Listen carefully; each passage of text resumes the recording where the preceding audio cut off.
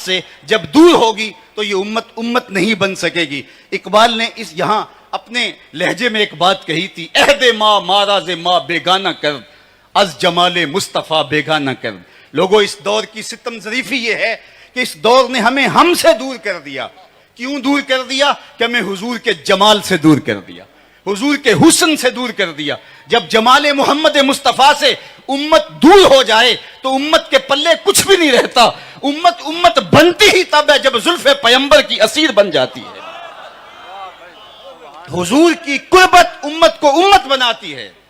چوں گلے صد برگ مارا بو یکیست، او کے جانے ای نظاموں او یکیست، مست چشمے ساکیے بتہاستیم، در جہاں مثل میو می ناستیم۔ ہم حضور علیہ السلام کے دم سے میری اور آپ کی قربت کا کیا سبب ہے؟ عالی مرتبت علماء کرام، ہمارے سیاسی زعماء اور جتنے لوگ بیٹھے ہیں، آپ ان سے پیار کرتے ہیں۔ یہ محبت کا ربط کس بنیاد پہ قائم ہوا؟ وہ کون سی چیز ہے جس نے ہمیں باہم جوڑ دیا؟ تو میرے استاد جھوم کے پڑھا کرتے تھے، محمد کی وساطت سے محبت تیری میری ہے، محبت اصل ہے ان کی، نہ تیری ہے نہ میری ہے۔ تو یہ وہ سریش ہے جو جوڑ دیتی ہے اور امت کو امت بناتی ہے۔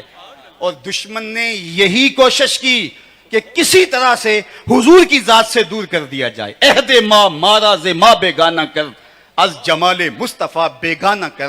آپ اگر تاریخ پڑھیں تو آپ دیکھیں گے خلق قرآن پہ بحث ہوئی، گناہ کبیرہ کا مرتکب کافر یا نہیں کافر، اس پہ بات ہوئی، اور موضوعات پہ بات ہوئی۔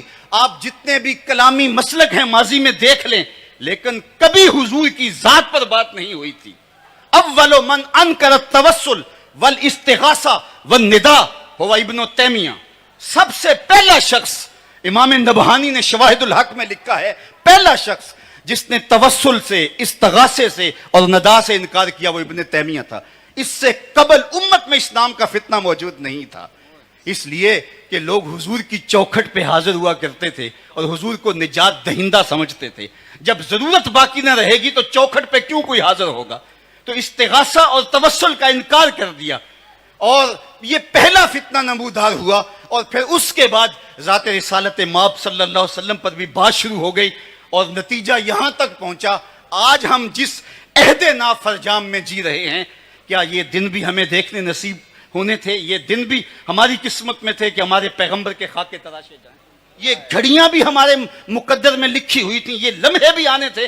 ماضی میں ایسا کبھی نہیں ہوا تھا، اس لیے کہ امت حضور کے ساتھ جڑے تو امت بنتی ہے۔ اگر آپ مجھے پوچھیں کہ دین کا خلاصہ کیا ہے، اور دو لفظوں میں خلاصہ بیان کرو، تو میں اقبال کا لہجہ ادھار لوں گا۔ اقبال نے کہا تھا، دین سراپا سوختن اندر طلب، دین سراپا سوختن اندر طلب، انتہائش عشق آغازش ادب۔ طلب محبوب میں تڑپنے کا نام دین ہے، جو ادب سے شروع ہوتا ہے عشق پہ ختم ہو جاتا ہے، اور جو دین ادب سے شروع ہو کے عشق پہ ختم نہیں ہوتا وہ دین ہی نہیں ہے۔ عشق ہی ابتدائے ذات، عشق ہی انتہائے ذات، عشق نہ ہو تو شرح و دین بت کدا تصورات، کچھ باقی نہیں بچتا۔ تو ذات رسالت مآب صلی اللہ علیہ وسلم سے دور کرنے کی بدکاری کی گئی، اور جن لوگوں نے